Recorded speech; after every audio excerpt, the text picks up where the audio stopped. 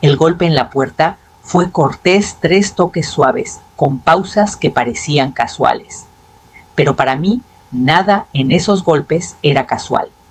Me limpié las manos en el delantal y abrí la puerta principal. Ahí estaba Clarisa, con una sonrisa tan brillante que parecía ensayada frente al espejo. Su lápiz labial era impecable, el cabello recogido en un chongo tan perfecto que ni un mechón se atrevía a moverse. A su lado, un hombre alto, en un traje gris carbón, sostenía un portafolio de cuero elegante y una pluma de esas que no compras, sino que mandas hacer. Luz María, dijo Clarisa con una voz melosa como jarabe. Él es el señor Vargas, es notario. Asentí despacio. No era un vecino, no era un amigo, un notario. Pensamos pasar rapidito para revisar unos papeles, cosas sencillas sobre la casa, añadió con un tono tan ligero que parecía flotar, sin presión. Me hice a un lado y los dejé entrar con cada fibra de mi ser, en calma, pero con cada latido gritándome: no confíes en ella, no confíes en ella. El señor Vargas me dio un leve saludo con la cabeza al entrar, echando un vistazo al comedor, con un ojo más calculador que curioso. No se sentó hasta que Clarisa lo hizo acomodándose en el borde del sillón, como si fuera la dueña del lugar. Ella sacó una carpeta impecable de su bolso y la puso sobre la mesa de centro. Su dedo con uñas perfectamente pintadas dio un golpecito en la esquina de la primera hoja. Solo unas cosas preventivas, dijo. Queremos ayudar. ¿Sabes, Emiliano? Está tan preocupado por ti viviendo aquí sola. Es mucho que manejar. ¿No sería mejor simplificar las cosas? Ahí estaba. Sonreí suavemente y crucé las manos en mi regazo. No toqué la carpeta. No hice preguntas. No mostré indignación. Solo les di el silencio que esperarían de una mujer como yo, madre viuda, ya no en la flor de la edad, demasiado educada para confrontar. No sabían que yo había visto venir este momento desde hace meses. No sabían del fideicomiso, ni de Cornelio Salazar, ni del dispositivo de grabación escondido bajo el camino de mesa. Y definitivamente no sabían de la finca Los Álamos, 120 hectáreas de libertad pura, que mi difunto esposo me dejó solo a mí. Me recosté en la silla, observándolos mientras ellos me observaban, y los dejé hablar. Aún no había dicho una palabra y ya estaba ganando. 3 meses antes de que llegara con ese notario, Clarisa vino a mi casa por primera vez.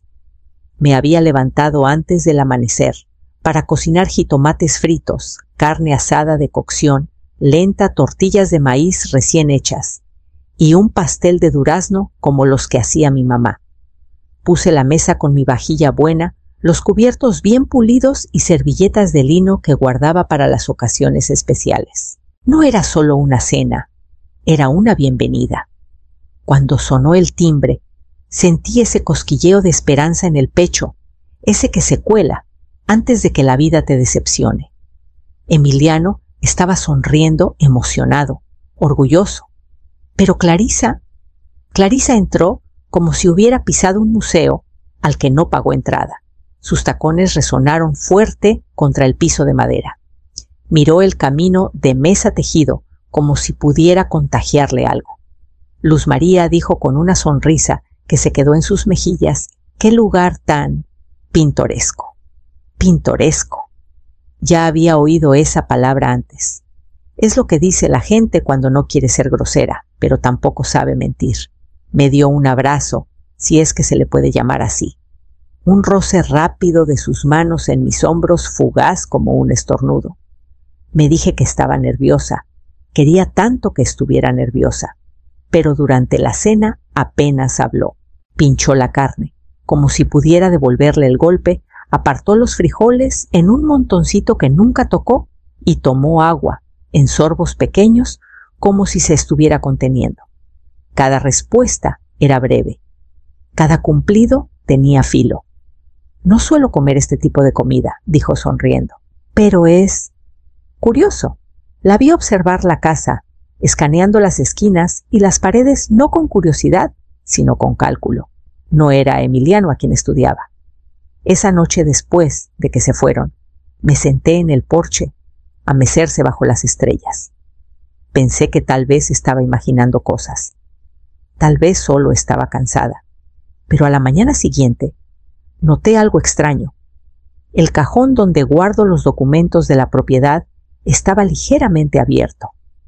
Y desde ese momento dejé de dudar de mí misma. Llegué temprano como siempre.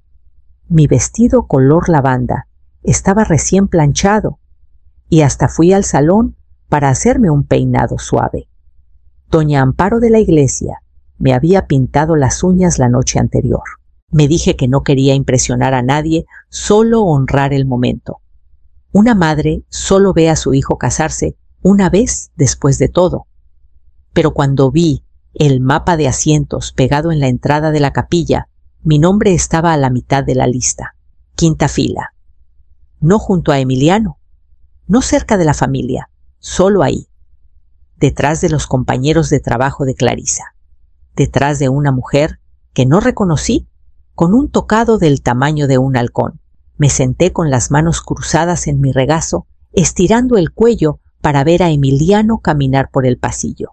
Su sonrisa brillaba en todas direcciones, menos en la mía. Cuando pasó a mi lado, traté de cruzar su mirada, aunque fuera un segundo. No volteó. En la recepción, mi cazuela, la favorita de Emiliano de niño, la que pedía en cada cumpleaños, fue apartada a un lado.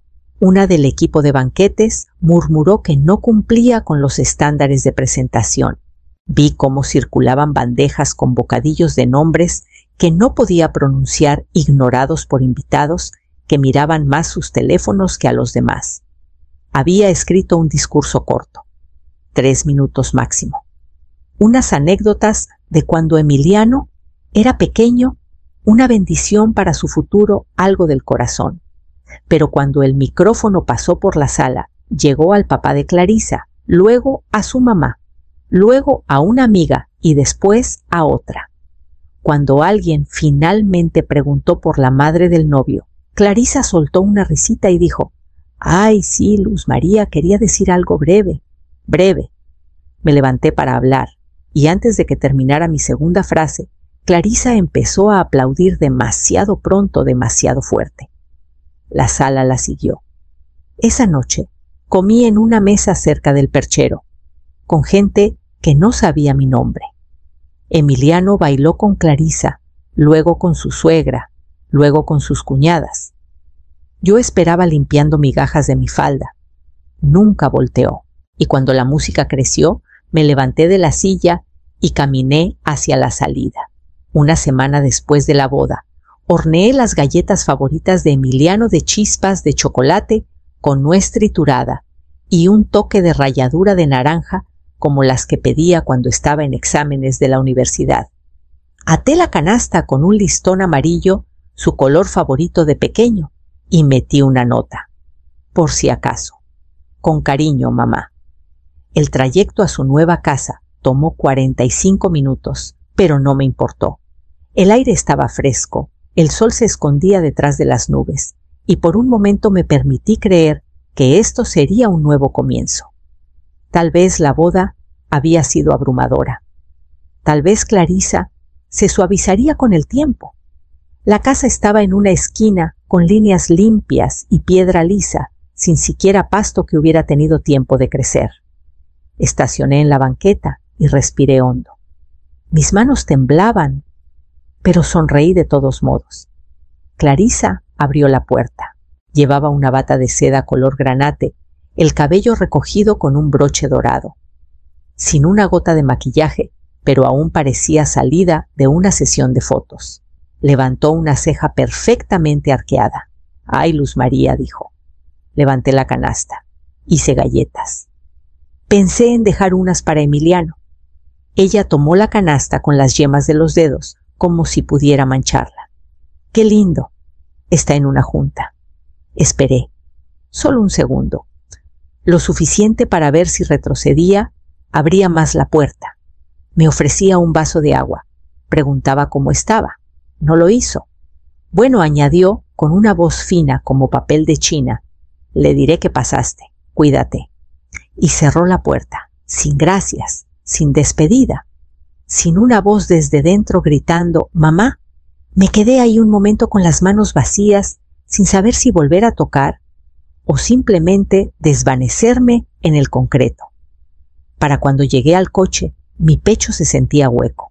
Me senté con el motor apagado mirando el tablero, preguntándome cómo el niño que crié podía vivir en esa casa y dejar que sus puertas se cerraran tan fácilmente contra su propia madre.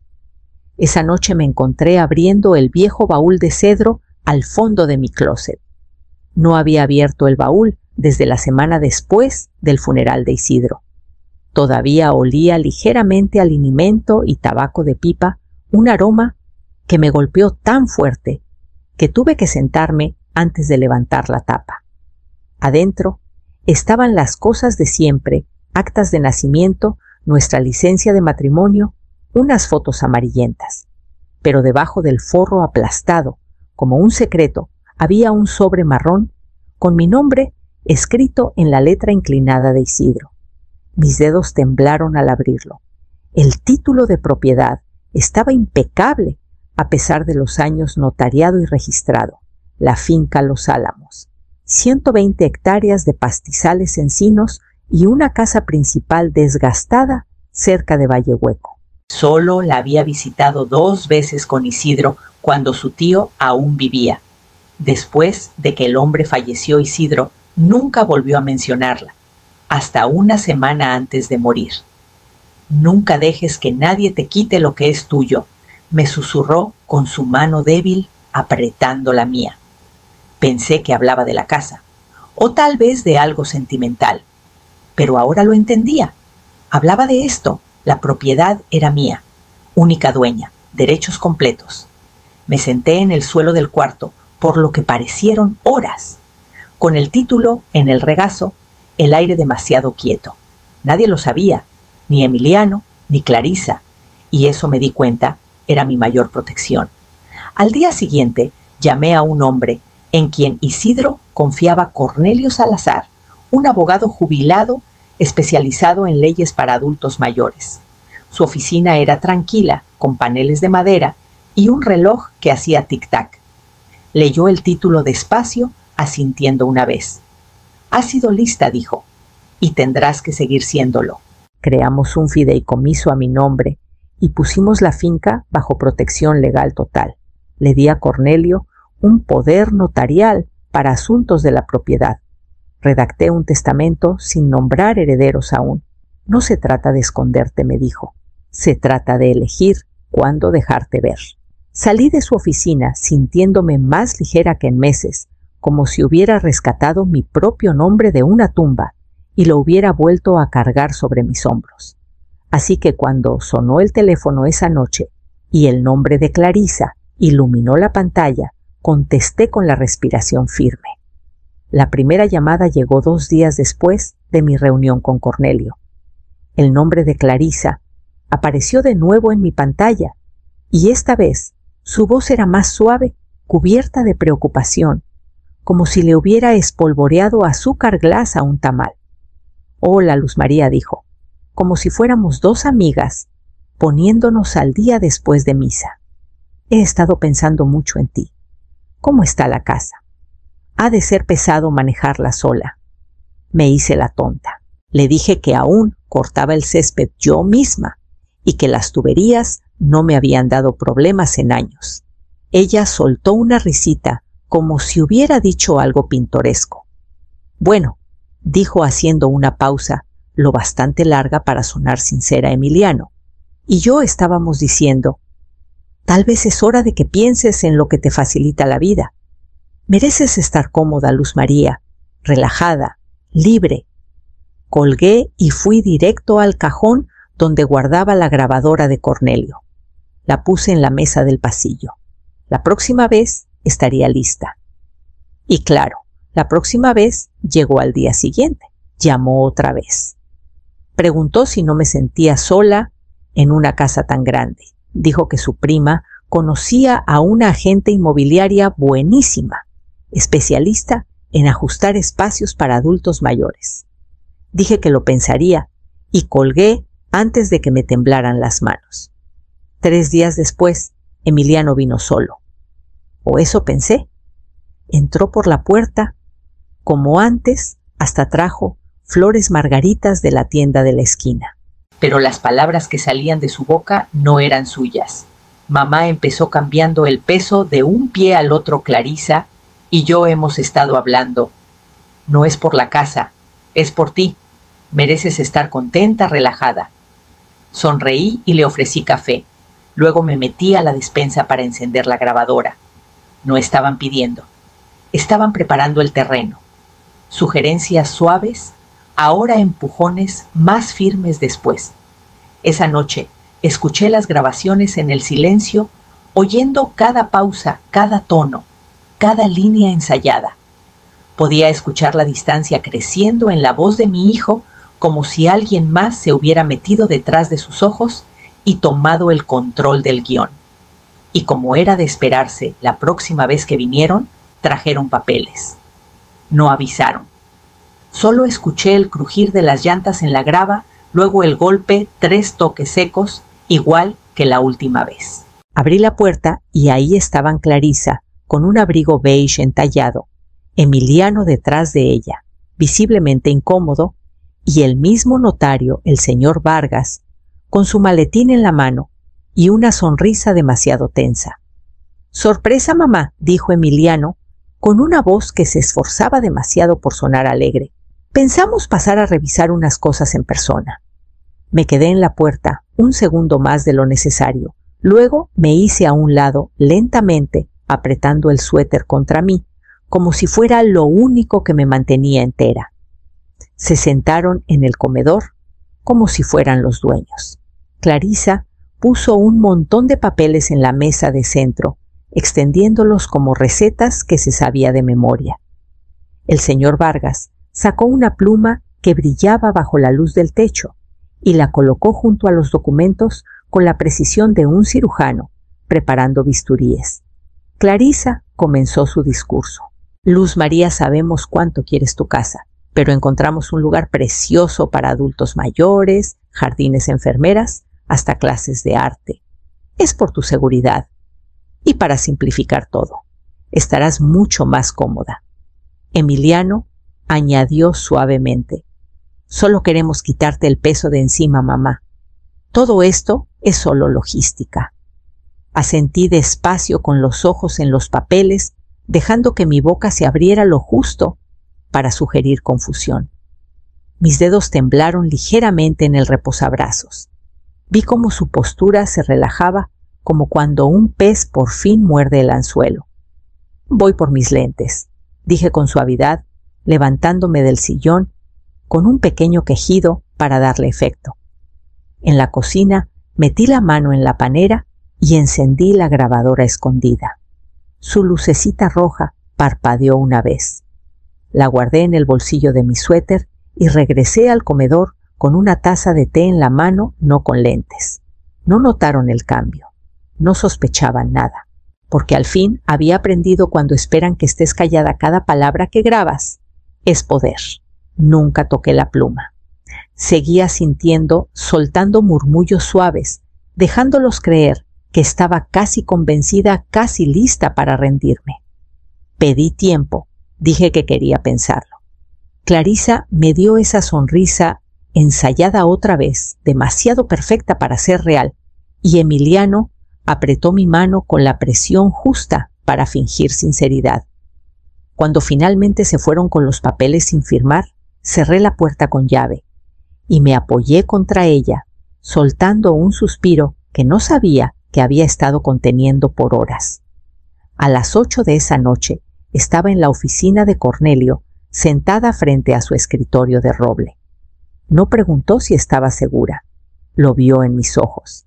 Su asistente, una joven astuta llamada Paloma, revisó cada página del título de Los Álamos, mientras Cornelio redactaba los documentos necesarios. Pusimos la finca en un fideicomiso privado e irrevocable. Nadie, ni siquiera familiares directos, podía tocarla sin mi permiso explícito. Ni ahora, ni nunca. Luego le entregué la grabación. La escuchó con atención, asintiendo lentamente con el rostro serio. Esto, dijo deslizando la grabadora sobre la mesa, es exactamente lo que necesitábamos. La etiquetó, la registró y la guardó en un sobre de evidencia sellado junto con una declaración notariada, por si acaso. Nos quedamos en silencio un rato después de firmar el último formulario. Tomé té de una taza desportillada que Cornelio había conservado desde sus días de pasante. Al otro lado de la oficina, Paloma escaneaba copias del fideicomiso y las subía a un servidor seguro. Mi sonrisa llegó despacio como la primavera después de un invierno duro. No la había sentido en semanas. «Tienes más de lo que crees», me había susurrado Isidro en nuestra última conversación. Entonces no lo entendí. Ahora sí. No era solo tierra. Era ventaja. Y ya no solo estaba protegiendo mi paz, me estaba preparando para la batalla. 2 días después, los lobos regresaron con los dientes escondidos detrás de sonrisas, y esta vez no vinieron solos. Era sábado por la tarde, después de la comida. Preparé té tarareando, sabiendo que este día llegaría. El golpe en la puerta fue confiado como siempre. Clarisa entró primero vestida como estrella de telenovela inmobiliaria. Emiliano la seguía con una sonrisa nerviosa y poca convicción. El señor Vargas, el notario, entró con su maletín medio abierto. «Trajimos todo», dijo Clarisa, dejando un folleto en la mesa como si fuera un tesoro. «Mira, Luz, María atención de lujo, comidas gourmet, clases de arte, hasta un jardín de rosas». Me incliné, hojeé el folleto, fingiendo interés. «Estarás más segura ahí, mamá», dijo Emiliano suavemente. «Ya no deberías vivir sola». Asentí, ojos bajos. «Se ve ordenado», murmuré. «Limpio». Clarisa sonrió. «Exacto. Hablamos con un especialista. Queda una habitación, pero hay que firmar pronto». «Vargas tiene los papeles listos». Alicé mi suéter. «Voy por mis lentes», dije queriendo ver la letra chiquita. Caminé al pasillo, pero abrí la puerta principal. Cornelio entró con su maletín, seguido por un hombre alto, chaqueta gris, placa en el cinturón, Detective Ramírez, Unidad de Abuso Financiero contra Adultos Mayores. Emiliano palideció. Clarisa se levantó con la mano en el folleto. Vargas se quedó tieso, los ojos saltando entre Cornelio y la placa. «Buenas tardes», dijo Cornelio sereno. «¿Podemos observar estas decisiones importantes?». Clarisa balbuceó sin voz. Ramírez se acercó, mirada firme. «Quiero los documentos». Nadie se movió. Pasé junto a Clarisa, tomé la carpeta del notario y se la di al detective. Miré a Emiliano a los ojos. Esta vez dije con calma: «Todos leeremos la letra chiquita». Han pasado 5 meses desde que dejaron mi comedor con sus mentiras en papel legal. Los Álamos está en calma. El viento susurra entre los mezquites como amigo viejo y la tierra trabajada con respeto huele viva. Me levanto antes del sol, preparo café cargado y me siento en el porche a mirar la tierra que Isidro me dejó. Su nombre está en una piedra junto al granero. Creía en lo que ella llegó a ser. Emiliano viene los domingos sin Clarisa. Ella se fue tras el enfrentamiento al ver que no era la llave a una fortuna, sino un candado infranqueable. Pidió el divorcio al final del verano y se mudó a Miami para reinventarse. Emiliano no pide perdón directo. Arranca maleza, repara cercas y escucha. Por ahora es suficiente. El establo es ahora la casa silenciosa, un refugio para mujeres como yo. La ironía me hace sonreír. Llegan con manos temblorosas y miradas bajas cargando su silencio. Se van más erguidas. Cornelio tramitó la organización sin fines de lucro y Paloma enseña planeación patrimonial. Algunas noches junto a la chimenea compartimos historias, lloramos sin pena o reímos hasta sanar algo roto. El título de Los Álamos está en una vitrina en la entrada, no para probar que es mío, sino para recordar cuando me sentí dueña de mí misma. Querían silenciarme, dije a las mujeres, mientras el sol caía tras el huerto, pero el silencio me salvó y ahora hablar salva otras. Carmela planta lavandas más allá del corral. Miriam pinta de nuevo. Ruth trajo a su nieto el domingo. Sus historias apenas empiezan, y la mía también,